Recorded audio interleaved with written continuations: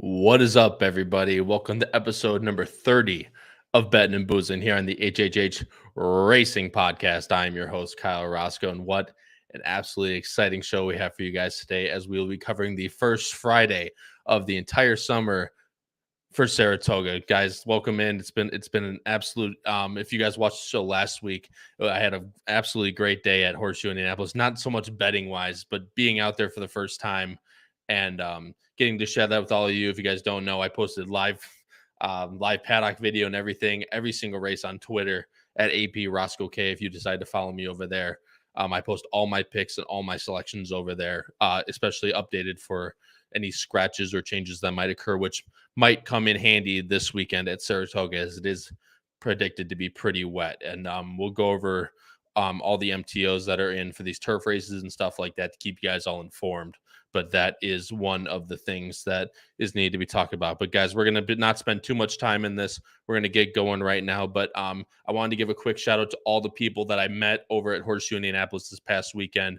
Oh gosh, it's slipping. I had them in my head. I'm drawing a blank, but that's gonna pain me. But anyway, to whoever I met for the show, Gabe, Mike, and Todd. Those were the three that I wanted to shout out. So shout out to you guys. If you guys are in the chat, please post a comment in the chat saying who you guys are, and I'll gladly shout you guys out because we had an absolute a monster of a time at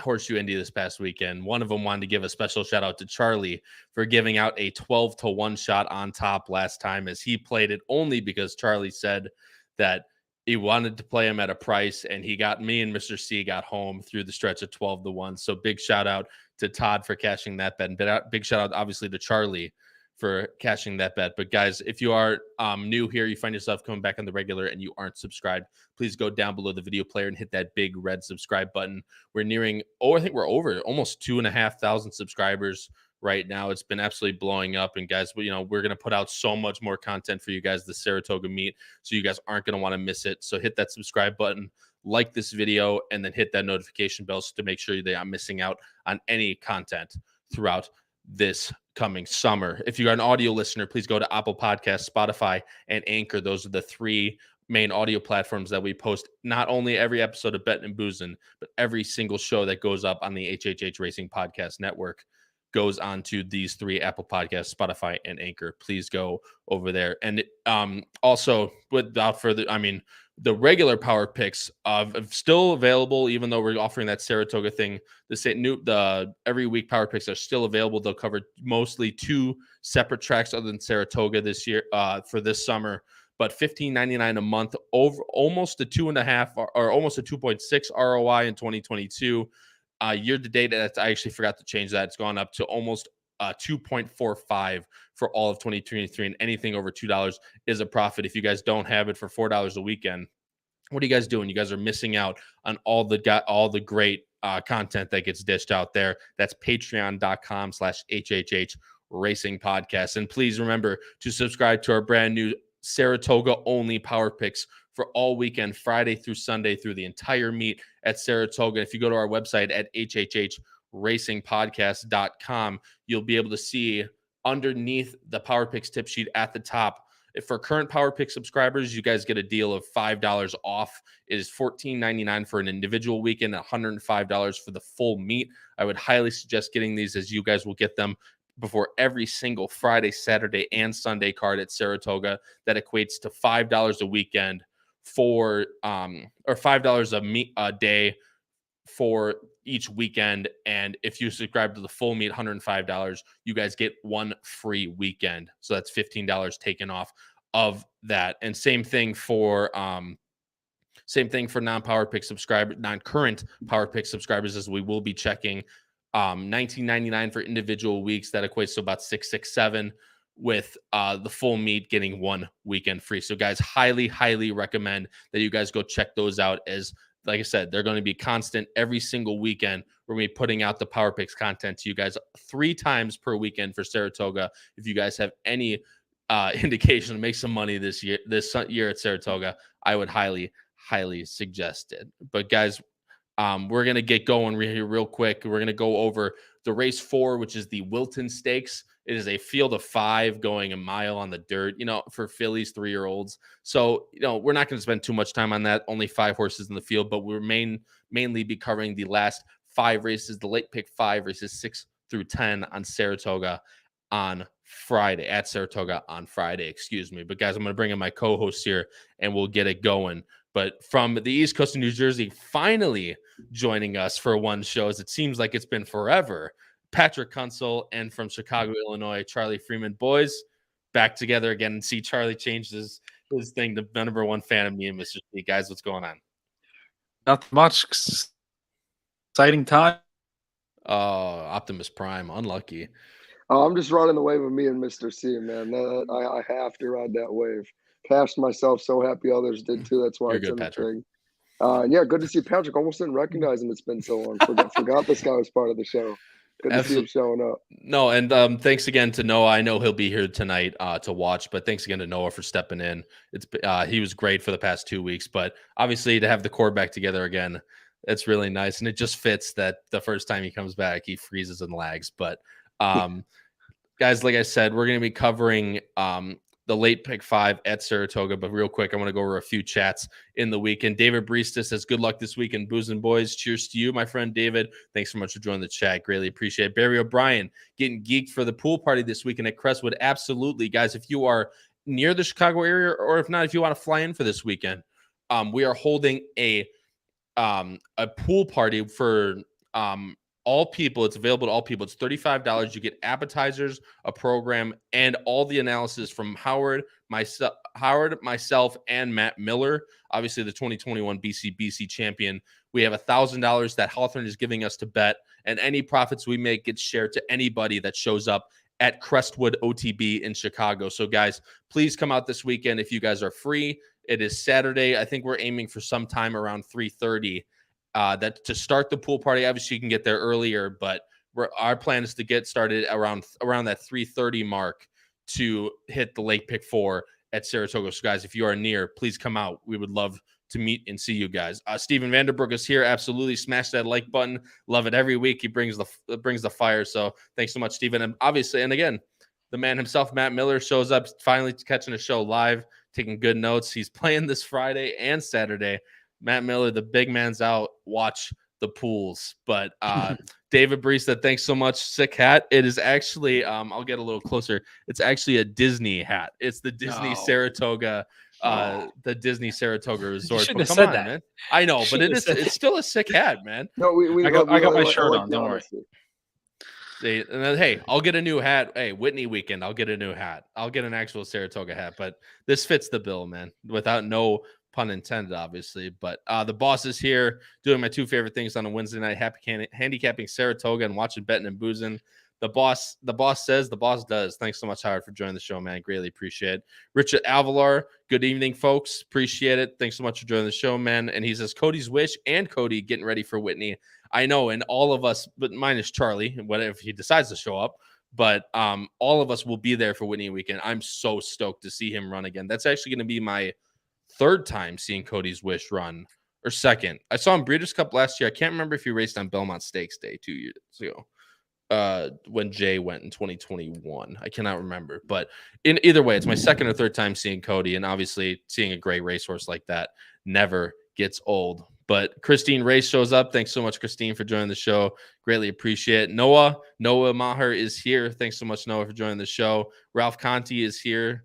And Charles B says, does wet track off the turf at Saratoga change your handicapping skills? Does not change my overalls, but we will touch on the MTOs, as obviously the weather, as I stated before, the weather doesn't look that good for Saratoga this weekend. But guys, without further ado, we're going to get right into it here. As I said again, the first race we're going to talk about is race number 4, the Wilton Stakes. And of course, as I stated before, there had to be one mix up here, as we have 3 people that sent picks in for this race and 1 person that didn't listen to the instructions. But anyway, race number didn't. I had to give you a little bit of crap for that, because it was even in all caps in the email, and you didn't even saying Really quickly talk about inferred to me that I'm know. not sending a pick and I'm just telling you who I like, but that's okay. You know, Hey, I said send picks for all races. It's a good race for it to happen though, because I think we all are somewhere around 3, 4, or 5 in some order. It's not like it's a big field to be creative in anyway.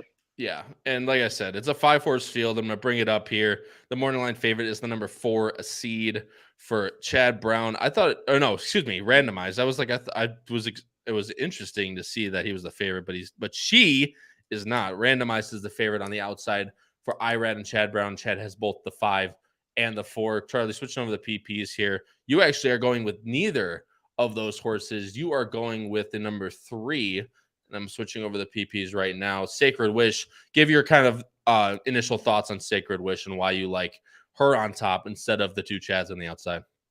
Yeah, so I just wanted a new face, honestly. I mean, I know a seed and randomized obviously ran against much tougher, being that they were at a grade 1, which none of these other horses have done before. But, Sacred Wish is still running 2 grade 2s, gets Johnny V in the saddle. George Weaver has been on fire. The works say this horse is absolutely ready with a very sharp 59-3 last time out. A very respectable effort as well, losing by just a length and an optional claiming, where the horse ran a solid effort. And, that 82 figure, it's not something that's going to jump off the page, but it is something where if you compare it to a seed and randomizes last effort, it's competitive enough that the horse could could put up a good fight. The horses, put up some solid efforts and some very tough, hot paces in the past as well. Ran in the Black-Eyed Susan. So it's not, I didn't run well, but it's not like the horse hasn't run in any competition.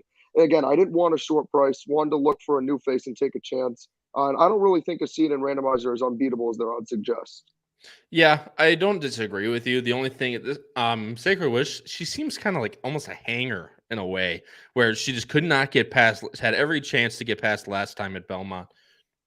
Could not get past in the Gulfstream Oaks. She ran a really nice race behind Affirmative Lady, but couldn't get past her. Obviously, that being a lot harder than the last race, but the only race she ran she ran really well in was a restricted maiden special weight at Oaklawn. So she comes to this spot at like a price of 7-2, 4-1 against a seed who I have on top, racing in the Acorn. Obviously randomized. Neither of them did very well, but a seed was 3rd in the 8 bells. Just seems like a really big step up in class for her. And I have a seed on top. I just think it's a good trip.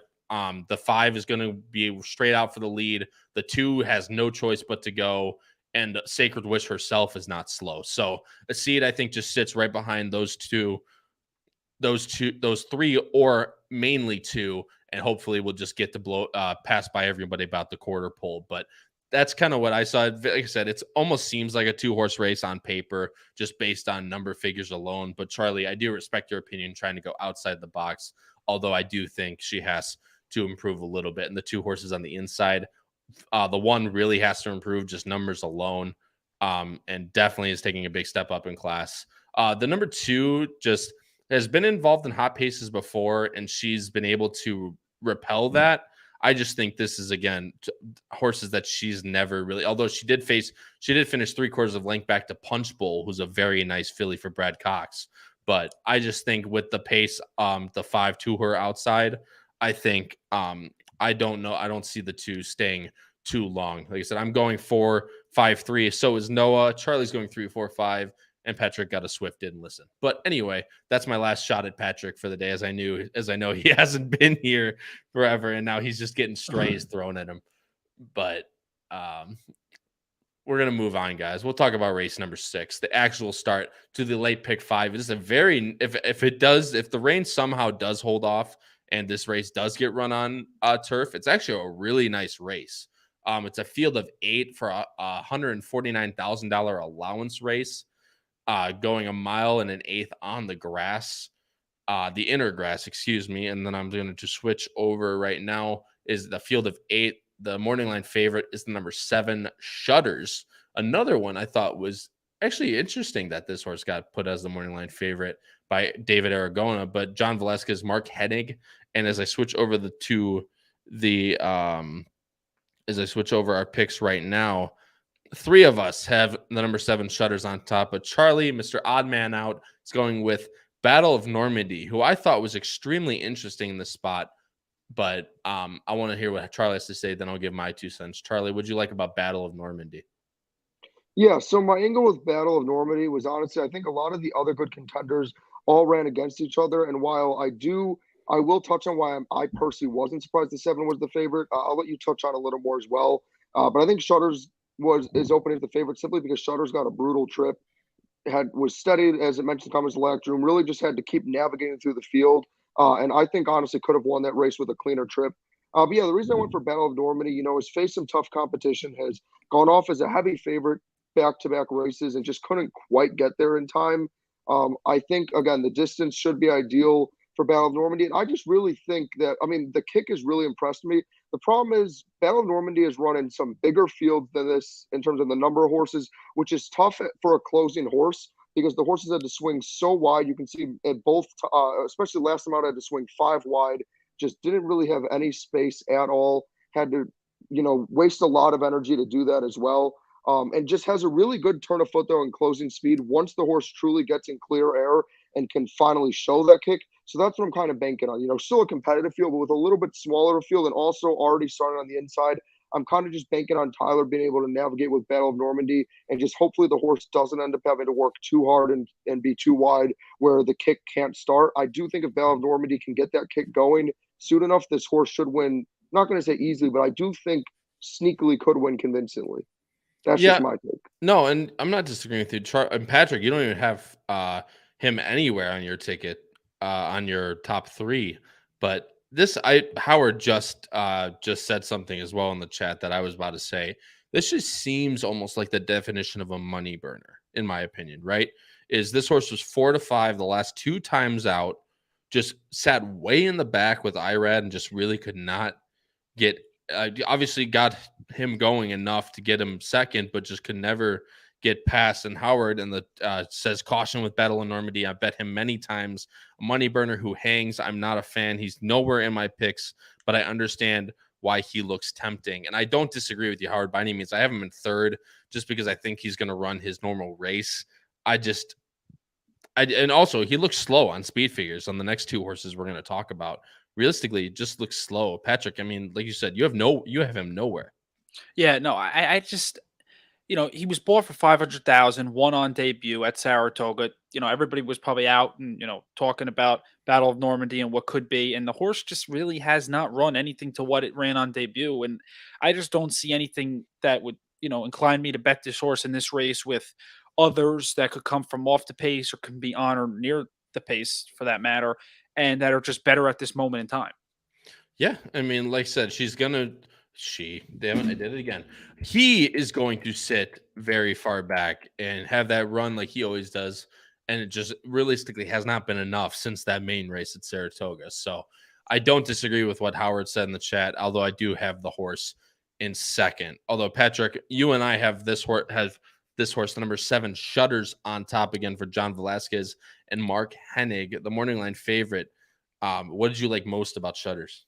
With Shutters, being previously trained by Chad Brown, I looked at the money lines and the morning lines of what the horse was and was bet on that day. And, the horse was 4-1 when it went into the heading barn and ran well. Got destroyed down the stretch by Kawaii River, the number 5 in that race, got completely shut off on the rail. And that horse had a big shot at winning that day and just didn't have room.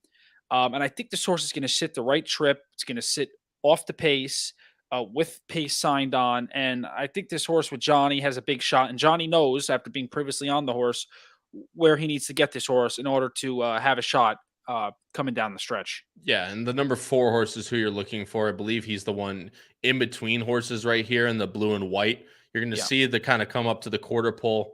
I'm going to try and get through here. Was it before this or was it after that? I think it was. No, it's right here, right? Yeah, it's after this. So the 7's going to come over. He's going to try and split. And you see he's moving. He's coming. And it's just a matter of the 5 comes and he just steadies way back. So I think that's a really sneaky 4th. I think this horse easily could have gotten 2nd, if not the win. So I completely agree with you, Patrick, that this horse, I think this line looks a lot better through the replay than it does on paper. I'm extremely interested in this horse, and anything above that 5-2 line, especially with connections of the 5 and the 3. I think you might get 5-2 on this horse, and I would love to see this horse fly down the stretch. But Roland Williams, I haven't seen your chat. I haven't seen your name in the chat, I don't think. Thanks so much for joining the show, Roland. Greatly appreciate it. As Patrick he's going with Patrick's second horse, the number 2, Blue Devil, for Jeff Hiles and Ricardo Santana.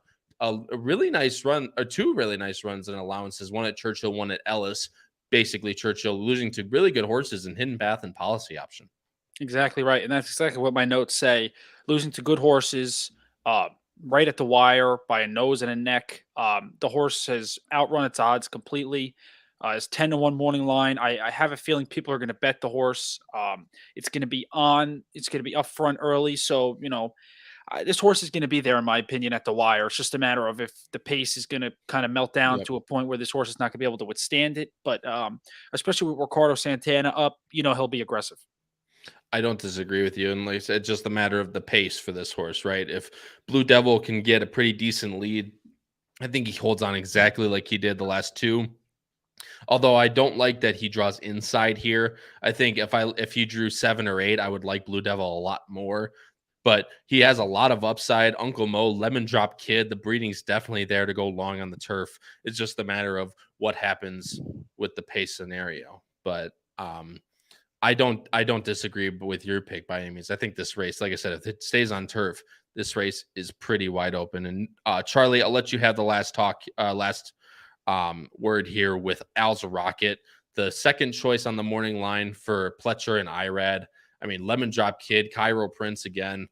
Just the breeding's there. Just again, it's another horse that puts in his really good run.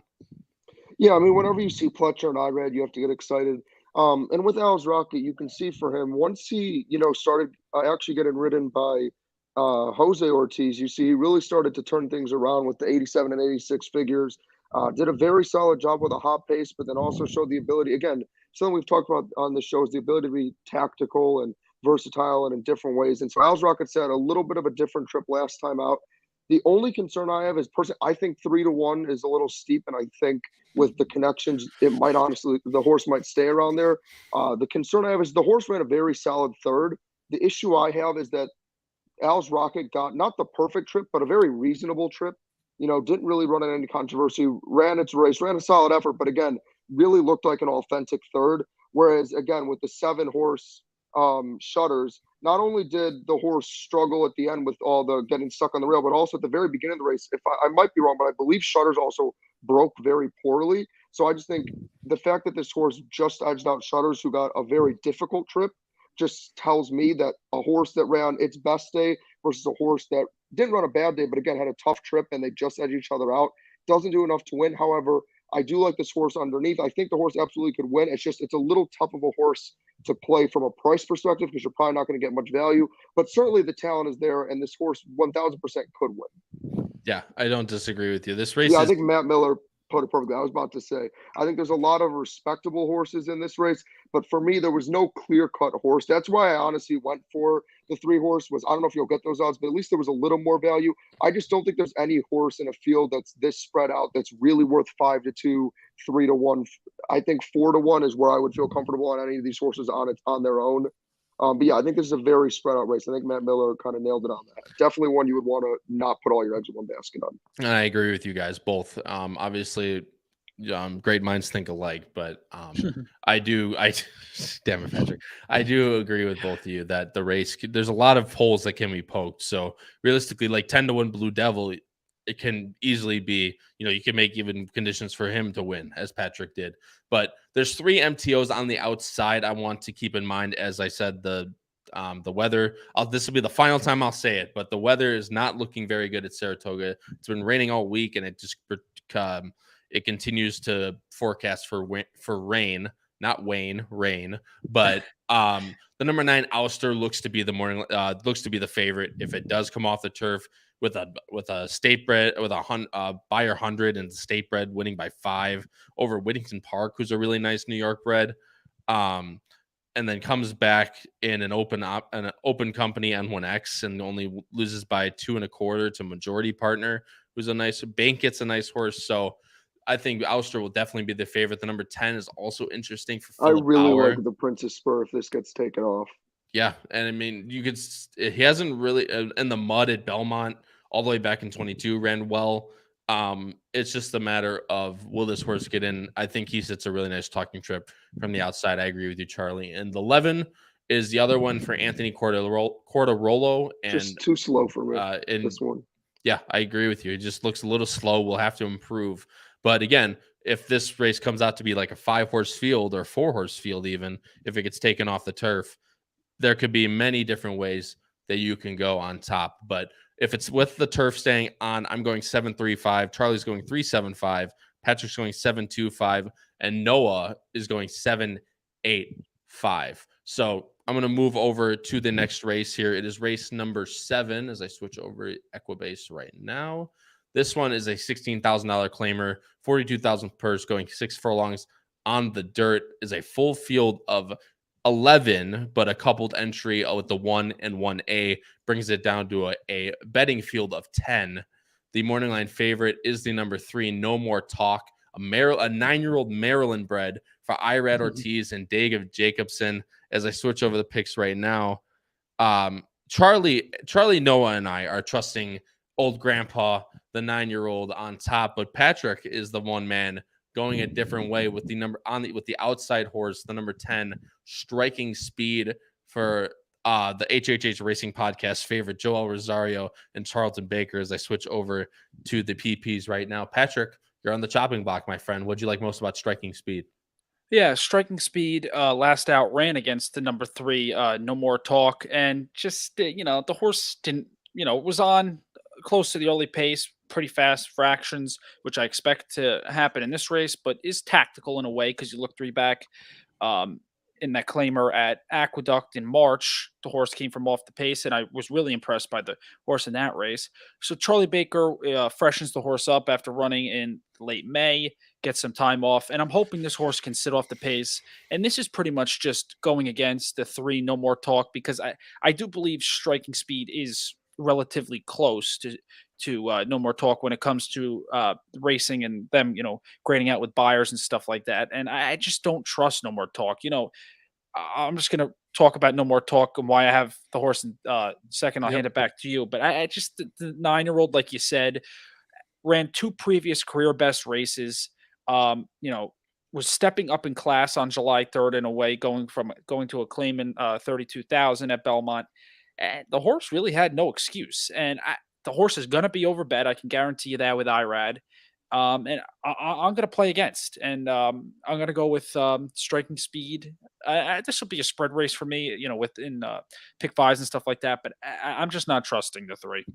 And again, I don't disagree with it. I know one person in the chat that definitely won't disagree with you, a la the boss, who hates these 9-year-old, like this betting angle of, this horse is 9 dropping down into a 16 claimer. I know he's going to put it in the chat already.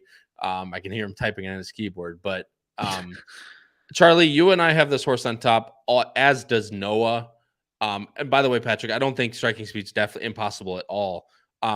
Just the outside post, especially last year at Saratoga, didn't do very well. I believe they were like 10% or 10-15% on the outside in dirt sprints. So it's just going to be a little bit hard from out there, but this isn't necessarily a field that of horses that really catch your eye by any means, I guess is what I'm trying to say. So, but Charlie, you and I have the number 3, No More Talk, on top. Ran 2 back-to-back 80, 83 and 82 buyers within a week of each other at Belmont in 2 separate claiming races. And then last race, a little bit disappointing, but taking the drop down in class, as I said. Yeah, I mean, No More Talk is a very impressive horse in the aspect that at 9 years old, he's still able to perform this well. 85 starts, by the way. I will say this, to me, this horse is Arlington written all over it. It's the exact kind of, like, if this was Arlington, man, I would be so much more confident and love this horse, because these are the horses you live for in Arlington, just the old legends that just keep on kicking, keep on showing the younger guns who's boss and keep winning. But at Saratoga with a little more tougher competition makes me nervous. Don't like the 2-to-1 line at all. And unfortunately, I think because Irad's on the horse, you'll probably get right around 2-to-1. I think the horse is definitely very beatable. Just for me, it's the top pick. But as Patrick mentioned, another race you have to spread in, a very beatable favorite. I will say the regression is a little concerning me, just because, again, this is an older horse, so I'm not as confident the horse will bounce back. I'm honestly a little more excited about some of the horses I have below the 3 for some more value that I think you can use it underneath plays or as a little bit of an upset pick. But yeah, I think No More Talk deserves to be the favorite. I should be the favorite, is the best horse in the field, but by no means is unbeatable. And again, 2-1 is just a scary short price. I would never play this horse on its own. Yeah, and look, 2-1 on a 9-year-old is definitely interesting, but I think this horse hits honestly a great trip in this race. I think he gets the same trip that he got at Belmont both times. I just think he takes back from the 3 hole, sits right behind the speed as there is, there's plenty of it in this race. And if he gets another hot pace, I don't see why he doesn't run back to his 80. And I think an 80 is pretty good to win this race. I mean, I honestly love the 3 in this spot, although Grandpa is going to be running for the 86th time. But I mean, it's just, you got to take your choosing, especially in these $16,000 claimers. And I thought No More Talk was the best of this field, in my opinion. But Charlie, you actually have the horse that I like underneath, the number 9 in second, which is all the way down here to basically the 10 hole. The number 9 Towing for Norm Cassie and Ricardo Santana off the claim. What'd you like most about Towing? Yeah, so Towing's an interesting horse, has worked really well. Has tended, I mean, I know the figures aren't anything crazy, but what I do like is the recent consistency. I also understand, the horse was off a huge layoff from November to May, and then has only gotten to have 2 starts since, but was able to go winning away against a very hot pace, which to me was, for this field, again, pretty impressive, even if the figure isn't that great. And then also showed the ability to sit like just off the pace and then go by and win as well. Again, I know these aren't crazy efforts, but I just think that Towing has very high potential to potentially be a horse that goes right to the lead or just behind the speed. And again, for me, even though I don't normally love speed horses, I do like when it's a horse that can go to the front and actually hang in there and stay up there, whether it's a win or a close second place. Again, at least it's a horse that doesn't fade badly and stay up there. And as you mentioned, there is a lot of speed in this race, but a lot of the speed in this race tends to gas out and fades badly. So again, if you're just looking for a price, I mean, I love Towing at 6-1. I would take every bit of those odds. Maybe you get them, maybe you don't. And then it kind of also goes into Cash Now, who I have in third, the 5 horse, which is another horse that's very interesting to me. And this, honestly, if I was betting this race on my own, I think Cash Now would probably be my single, like that I would play on the own, just because I don't know if you'll get 8-1, but I just love the jump. I mean, again, we talk about, especially in these weaker races, just looking for any sort of progression. And the horse ran a solid second against No More Talk, but then jumps all the way up from a 66 to an 84. And if Cash Now runs that effort again, there is no reason Cash Now can't win this race either. And again, at 8-1, much rather, if you're playing the race on their own, take 8-1 than 2-1 on No More Talk. For me, Charlie, at least, this horse just screams turf. No, like you could see, it goes from 80s to mid 70s even. Best race on dirt, won at 77. Then all the rest are like low 60s, mid 50s even. And then comes back to a turf sprint at Belmont and runs an 84 against Bally Dooley, who's a decent horse. Like, I don't know. This horse just screamed turf to me, or that it prefers the turf surface, being that this horse is 2 for 15 on the dirt. But if you can get 8-1, which I thought you would on this horse, I feel like Cash Now would be an interesting value play underneath for sure. But Patrick, I'm going to let you talk about the number 6, who I have in second, you have in third. First Deputy for James Begg and Dylan Davis. Definitely one that's going to come from the back, which last year at Saratoga they necessarily weren't too keen on doing. But I think this horse is interesting, definitely at underneath for 10-1. Exactly right. And I wanted to put the horse in second over No More Talk, but I just couldn't do it because the horse needs to get out of the gate. It can't come off slow. It's good. The horse is going to take back, but needs to get a position to take back in, because, depending on how quick this race is, the horse can lose it at the starting gate, obviously. And Dylan just needs to find the right trip in here because the horse is going to be closing late and is going to be a square price. Yeah, and anything above, I think 9-1 is good value on this horse underneath. It's just a matter of, and the drop down as well from 32 to 16. If there's enough pace in front of him, I think First Deputy is definitely interesting to clunk up for at least third, if not second. But one more horse I want to talk about, Matthew Chimura. Thanks so much for joining the show, man. A regular of Howard's flagship show on Thursday nights. but I haven't seen him around here for too long. So thanks so much, Matthew, for joining the show. He said 1A Gandy Dancy's major player here. Horse runs ordinary to below par, except when runs at Saratoga 3 for 5 at the Spa. As you can see right here, made almost half of its value at the Spa as you go back to August of 2022, where this horse ran an 83, winning by 6 1/4 in a $25,000 claimer at 7. This is at 6 for a 16 claimer. I don't see why this horse, it just kind of seems on the regression path almost. The horse hasn't run well. Horse ran well at Aqueduct, in the slop. So I guess that could be another thing to look forward to, is that this horse might be better on wet. But other than that, I mean, the horse really hasn't run well since back in December of 2022. All the rest of them are a little bit lackluster. But if this horse really does love the Spa, horse for course angle is definitely with the number 1A Gandy Dancing, obviously coupled with the number 1 here, who I don't think is necessarily impossible, but with the other speed in this race, I think the one's also one to be tread lightly. I'm going 3-6-9. Charlie's going 3-9-5. Patrick's going 10-3-6, and Noah's going 3-5-10. Guys, switching over to race number 8. It is a $50,000 claimer, so we're getting there. We're getting a little better. Going 6 furlongs on the dirt with a field of 9. So minus that 4th race, the field sizes are pretty good in this spot. Granted, obviously subject to scratches, but full field of 9. The number 2 is the morning line favorite for Linda Rice and Jose Ortiz at 8-5. The number 3, Seas Get Degrees, is the second choice, and then it's a share between the third choice. As I bring up the banners right now, I thought I was going to be sneaky with some horses in here, and then I just got absolutely blown out of the water because 2 people have the 6-1 horse Jake Rocks in first even, and Charlie and I both have the number 2 Dots Dollar on top, the morning line favorite. Patrick, you are up, my friend, as we switch over to race 8 to the PPs. What'd you like most about Jake Rocks? Yeah, before I make a comment on Jake Rocks, I just got to tell you, Noah, if it's been filling in for me, and I come back and I look at his picks, and they're the same. So I mean, I don't know. That's great. He knows his shit, man.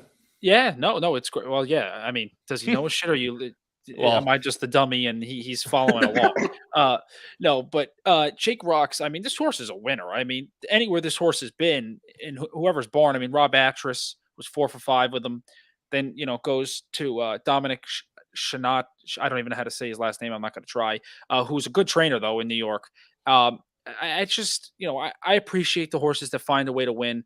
I think this horse has shown to, sit on a lead and can win from right off of it as well as tactical speed.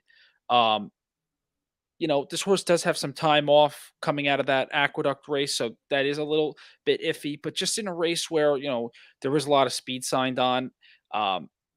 I expect Luis Saez to pick out a good trip here at a fair price in a race that is tough. And Dots Dollar, the 2, is definitely going to be tough for Linda Rice, who was on fire at Belmont. And I agree. And Charlie, I'll let you touch on a little bit. I actually really love that Louis gets on this horse. Louis is known to be very aggressive, especially from the outside. From the outside post.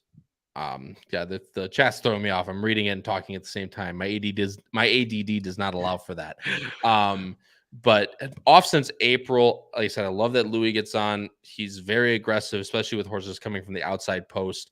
This horse Jake Rocks looks to get a really good trip for Dominic Schettino, who really doesn't have that many runners. But out of the last year, I think he's 40% off the claim of a very small sample size. Yeah. So Jake Rocks is definitely one to look out for at 6-1, hopefully 5-1 or higher. Charlie, I'll let you touch on anything about Jake Rocks, but I'm going to move on to the number 2, the favorite Dots Dollar.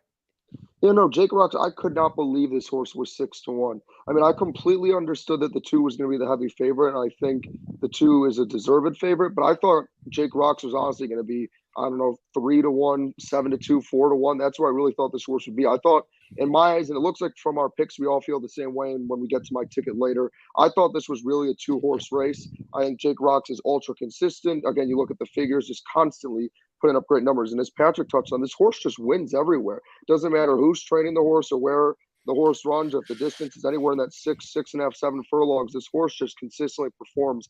And that's what I look for, is consistency. Horse also shows some versatility, because as you mentioned, Kyle, it's important for a horse to be able to pass, and this horse can go right to the lead or sit off. Also, as you mentioned again, Kyle, love Luis Saez being on this horse. I think he's, as you mentioned, very aggressive. I think he will ride this horse perfectly. I think Jake Rock should get a great trip. I just think the 2 is too talented. And then I think also Noah, though, made a good point. I know Matthew said, or somebody pointed out that, yeah, Matthew, that the horse has done it before, but that was my slight worry, is running again twice in a week. I was just like, I don't want to single this horse, because then again, I just think the 8 is so talented. But yeah, going to Dots Dollar, I mean, this horse's last effort was just ridiculous. And quite frankly, I know this is only a 50,000 claiming, but some of these horses with their figures and ability just feels like they should be a higher claim. I mean, maybe it's just me, but I feel like, especially with the 2 and 8 horses, I mean, Dots Dollar has just been in spectacular form, consistently high 80s and 90 figures. We had a perfect race off the pace last time. I do think Dots Dollar can get a similar trip and win this race, absolutely. But if you're looking for a price to win, I don't know if you'll get 6-1, but anywhere near there, I love playing the 8 on its own to win. Yeah, and I agree with everything you just said. I think Dots Dollar sits that really good trip, although he will be coming off a 6-day trip, granted coming from optional claiming down to claiming company. But Linda Rice is known for this. I'll just pull it up right now just to get her days between starts, 1 to 7 days.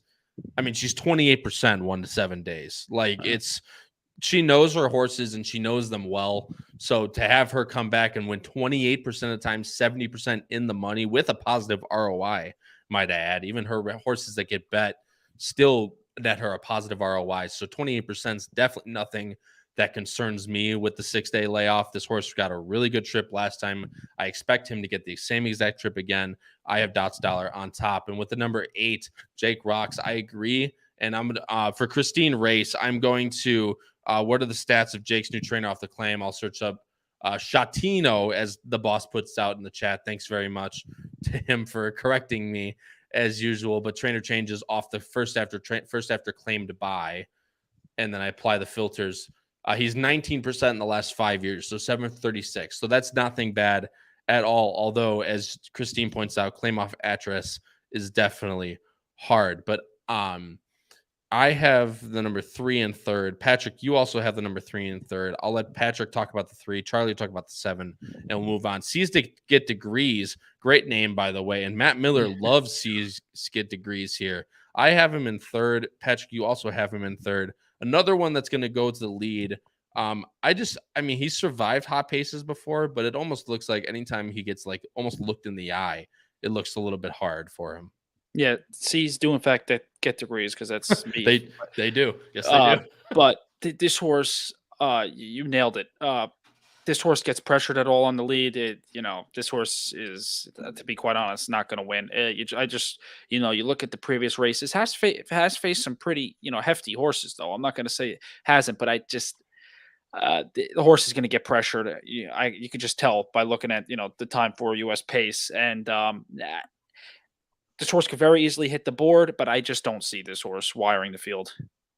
Yeah, I mean, like I said, the inside post with IRAD, he'll definitely get hopefully a rocket out of the gate with IRAD on board and get sent to clearly. But with the other horses in the race, the 2 Dots Dollar's not slow, although I don't think he'll make the lead. C's Get Degrees, obviously. The 4 Happy Farm's going to go for the lead. The number 5 Emerald Forest isn't slow. The number 7 isn't slow, although I don't think he's as fast. Jake Rocks is going to be near the lead for sure. And Nifty's not slow. So there's definitely other pace in the race. C's Get Degrees, it has the highest early time for him and could sneak away if the others decide to take back. And usually at Saratoga, especially last year, that was a very good angle to play. But the number 3 I thought was extremely interesting. And if he can produce another, high 80s buyer, this horse is definitely has a chance to win C's Get Degrees. But Charlie, I'll let you close out the talk here and we'll move on. Number 7 Ram for the coach D. Wayne Lucas and John Velasquez. Yeah, so D. Wayne Lucas, obviously a legend in the game. Johnny V as well. Nice little cool old connections. But yeah, for me, honestly, like I said, since I really consider this to be a 2-horse race, for my underneath, I didn't want to go with the 3 and, go chalky and be boring and go for a short price on a horse that I think will end up in a hot pace, kind of, as you mentioned, kind of just give up and weaken out per usual. So I went for Ram. Again, I like the connections. I like Johnny V taking the saddle. A horse that, again, was running longer races. They switched it on a cutback to 6.5 furlongs, and then runs an 82 in a very respectable effort. I love 15-1 on Ram. Again, I don't know because of the connections if you'll get 15-1, just because I think when people see Johnny V and taking on a horse again, usually he's not normally taking a 15-1 horse. I don't think Ram will win the race, but I certainly think this is another horse that can show some speed, can show some ability to be a little off the pace. And I certainly think Ram could at least get into the money. And at 15-1, I know you say you'll never talk me off it, but I just feel like if you really are confident in the 2 or 8 to win, why not throw Ram somewhere in the exactors or tries underneath? I think Ram could certainly do something at 15-1.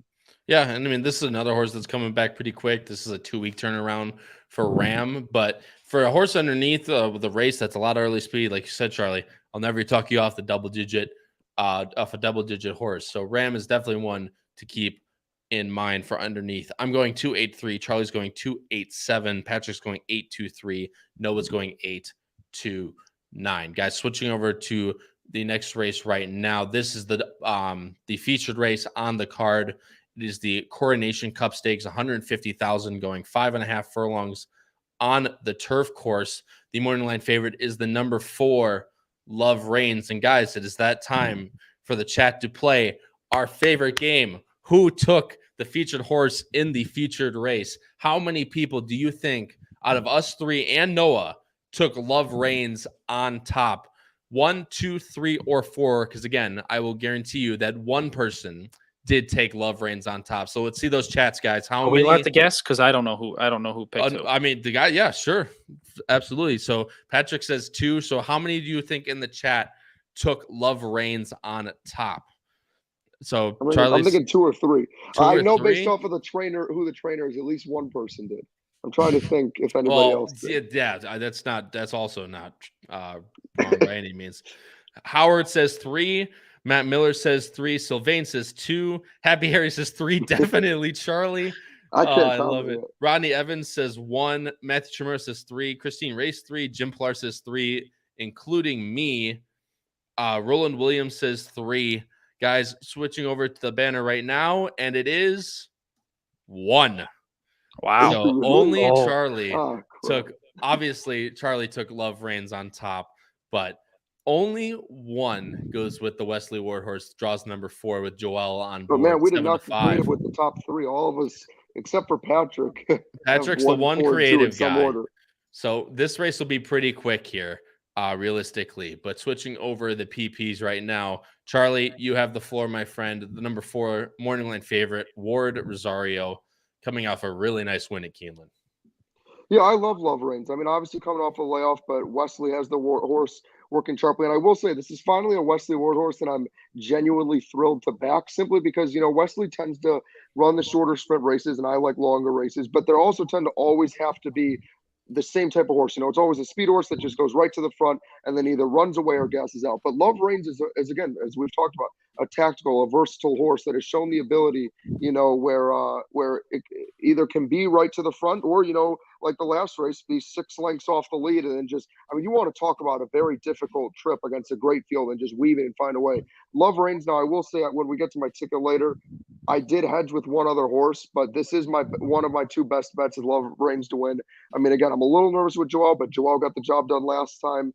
Again, the horse has easily enough speed that it can go right to the front and win, but also has shown the ability to sit off the pace, to weave through traffic, face any sort of adversity. I just think Love Reigns is supremely, supremely talented. And genuinely, again, I know I always tend to take Wesley Ward horses, but this is by far and away my favorite Wesley Ward horse that we've covered on the show. That's big praise coming from the man at the bottom of the screen, as he has family friend ties to Wesley Ward. So he always, if he doesn't pick them, he will be thrown upside down and duct taped to a wall. Anymore. Yeah, you'll be thrown upside at the next family meeting. But I mean, there's not too much to say about Love Reigns, guys. I mean, she's a really nice 3-year-old for Wesley. Obviously, placing 4th in the Queen Mary last year at Ascot. Comes to Keeneland, doesn't really run too well in the juvenile turf sprint. Wesley ramps her up off the layoff to win, going away at Keeneland in the Limestone, which I think that was a week before I watched that live. But I mean, this horse ran a bullet at Keeneland as well, ships up for this race. She's easily the best horse in the field. But I decided to go another way, and Patrick did as well with the number 1 on the inside, My Sweet Affair, who ran third behind Love Reigns in the Limestone at Keeneland on the 14th of April. Yeah. And, I looked back at a couple of those races, specifically back at the race at Laurel, where Bosserati, wired the field in that race on a turf track that was just incredibly fast. And, I'm going to scratch, a mark in that race because I just felt like My Sweet Affair just, got bumped. And it was just kind of one of those races where the horse did look like it was ready, just didn't, everything went wrong in the race.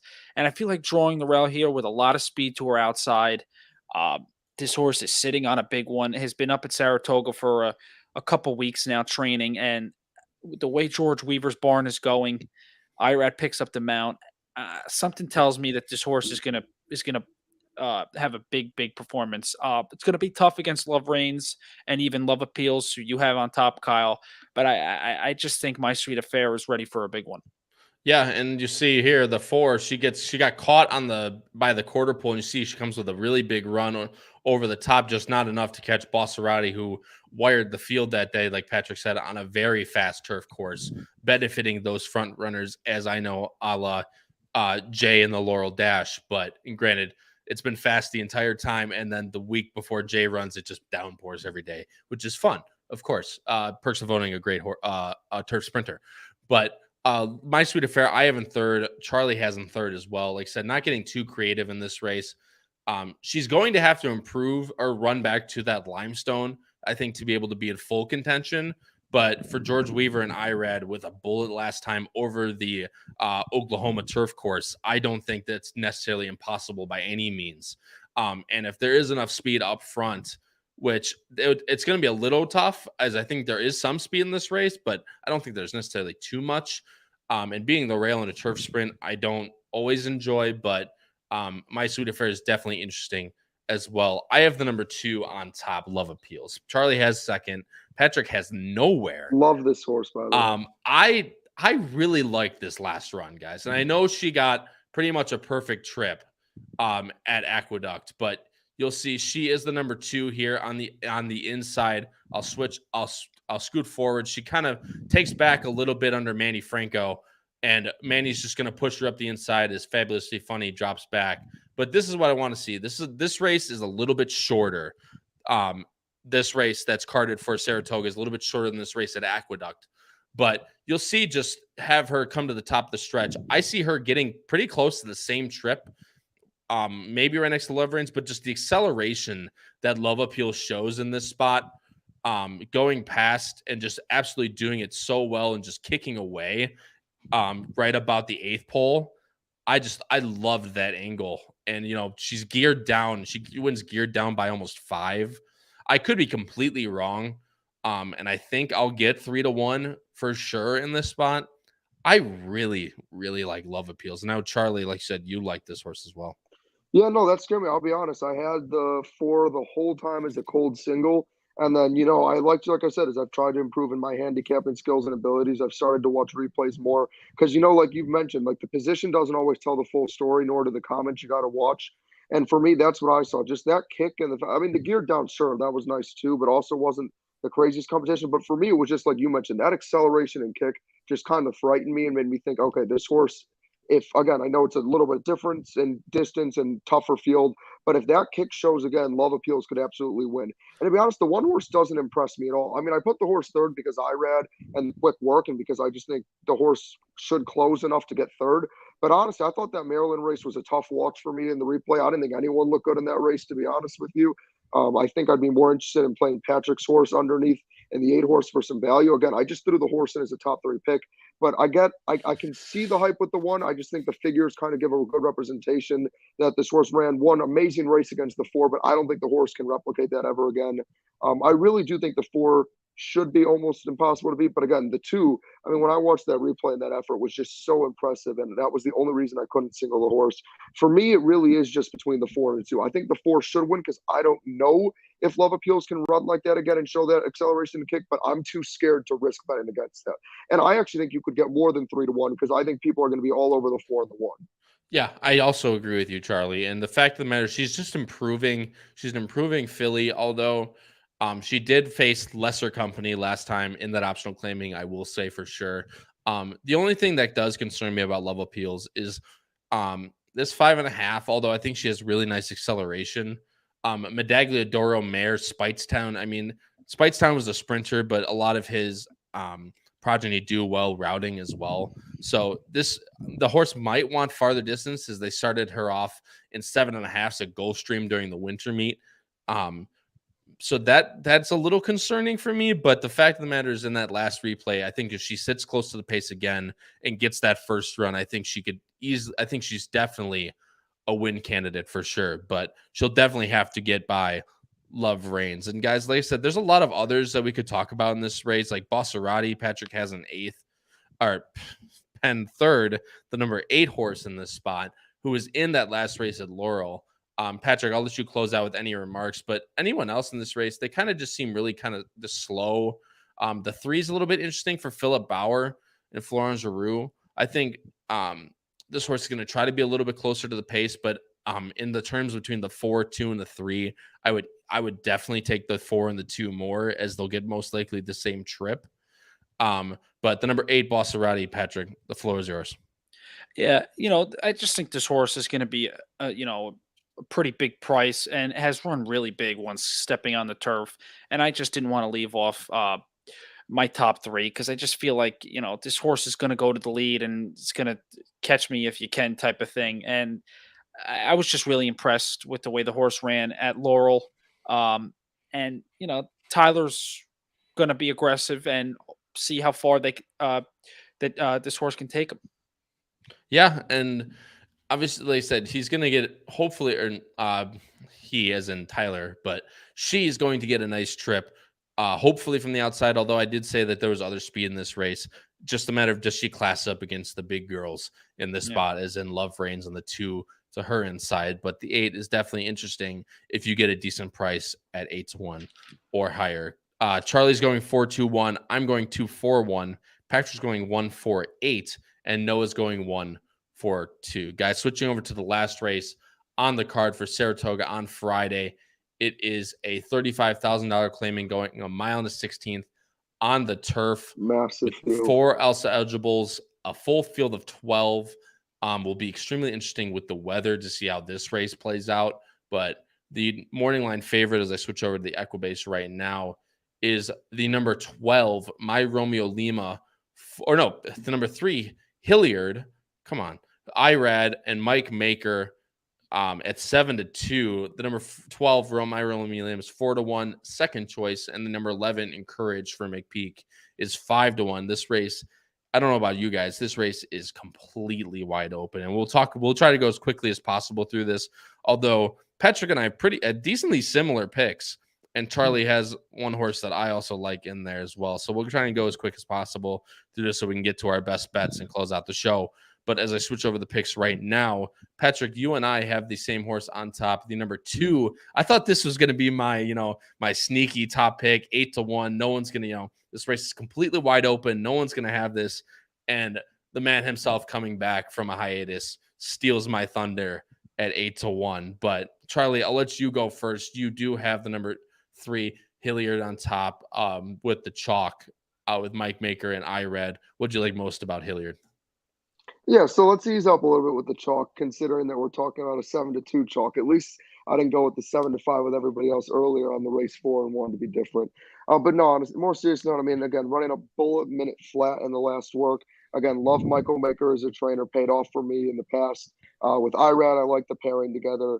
The horse, honestly, when I just watched the replay, just showed such a nice kick when it was, way off the pace, 6 lengths off the lead, and then was really able to get it going and close within the neck and just missed. I know the horse was favored last time out, but I really do believe I can understand the aspect of this race seeming like a big spread. But, also you look way back in the career, ran a bunch of races in the 80s. So sure, this horse isn't necessarily at the best, but could at least show with the, jump from the 69 to 76 off, not a layoff, but, a decent spread in time, could continue to show progress again. I don't think that's out of the question. So I do think, for me at least, the 3-horse was the clear top pick for me. It was after that where then I was just throwing darts at a board and just seeing what would stick for who to put underneath. But I don't know. For me, I did think the 3, I didn't like any of the other favorites. That's why I went for some longer prices below. But out of the shorter prices, Hilliard was the only one that really stuck out to me as a clear winner. Yeah, and I mean, look, he definitely has run the best races out of this field. Last year, 2022, these high 80 buyers definitely would earn 99% would get it done in a field like this. IRAD Maker, same level as last time, only losing to a neck while steadied, by the way.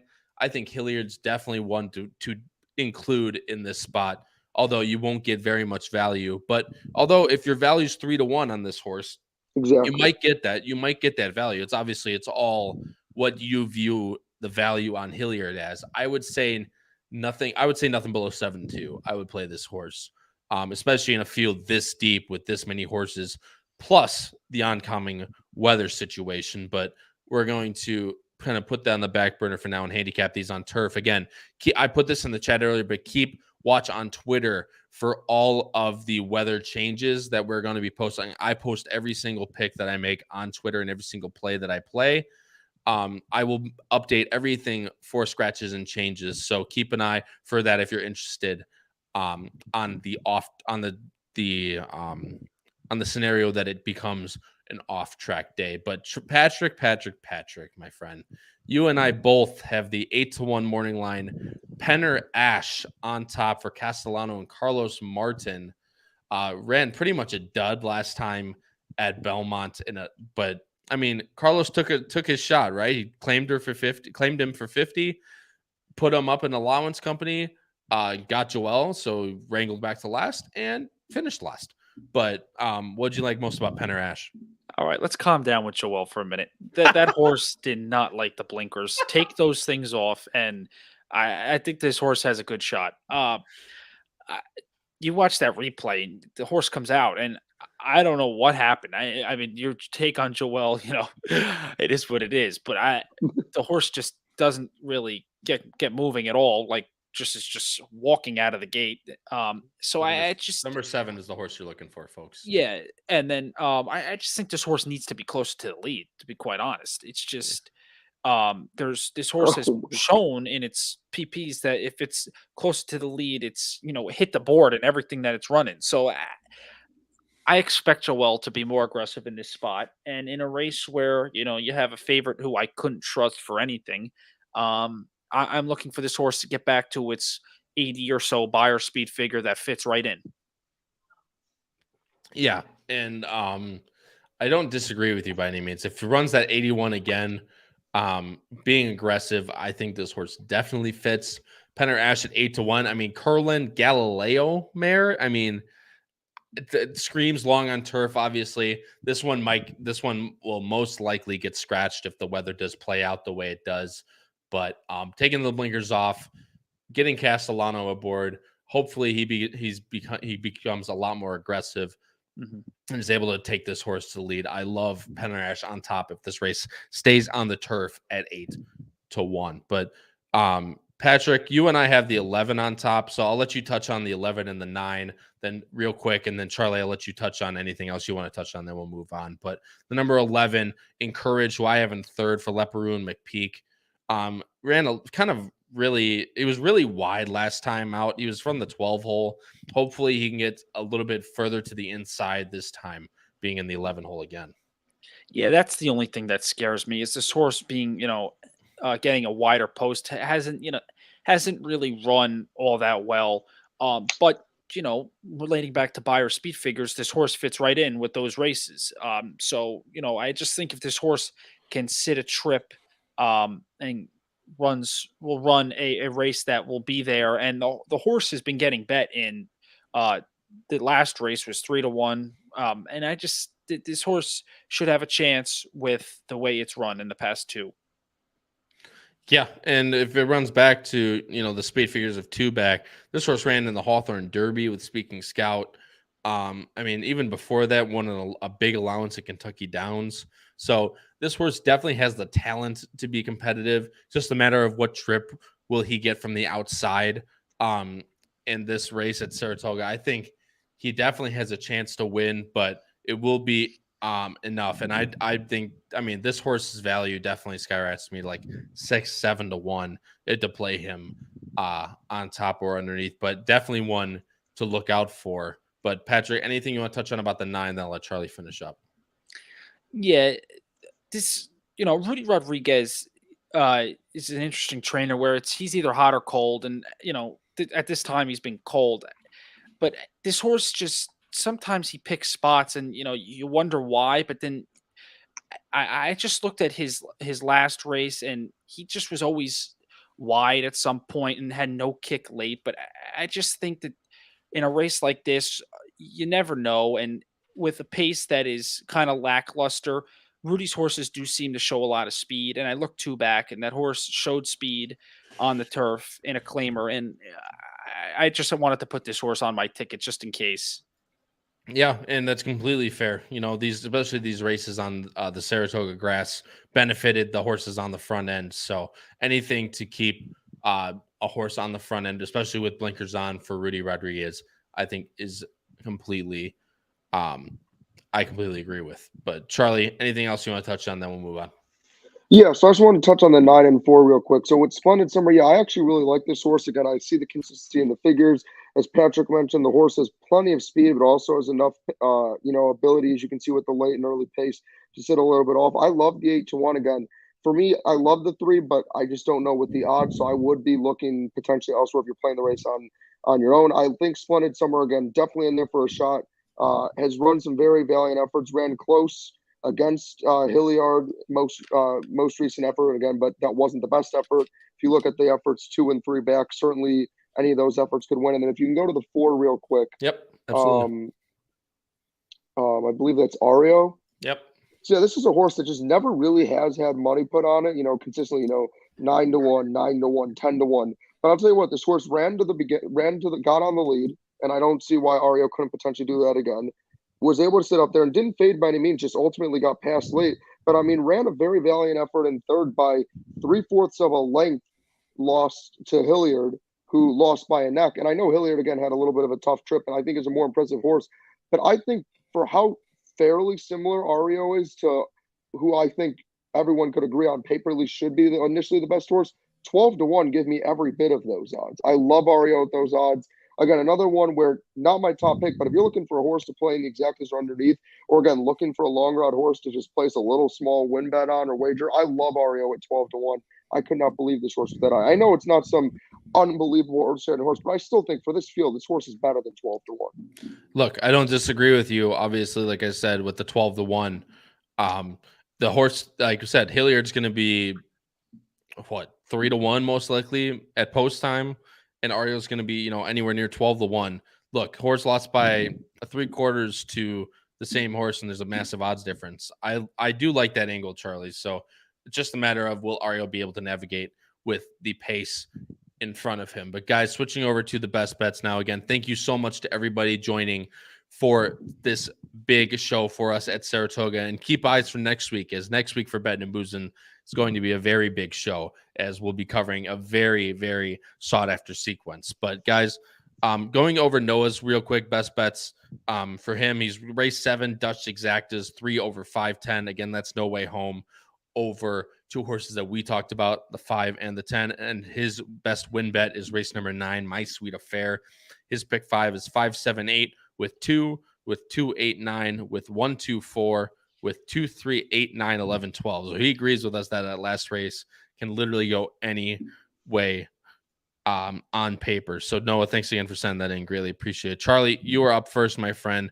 Your best bets are race number 2, a race that we never talked about, Stone Cold Exacta, and then race number 9, the win on Wesley Ward, surprise, surprise. And then his pick 5 is 3-5-7 with 3-5-9 with 2-8 with 2-4 with 3-4-9. Charlie, go ahead, talk about your best bets.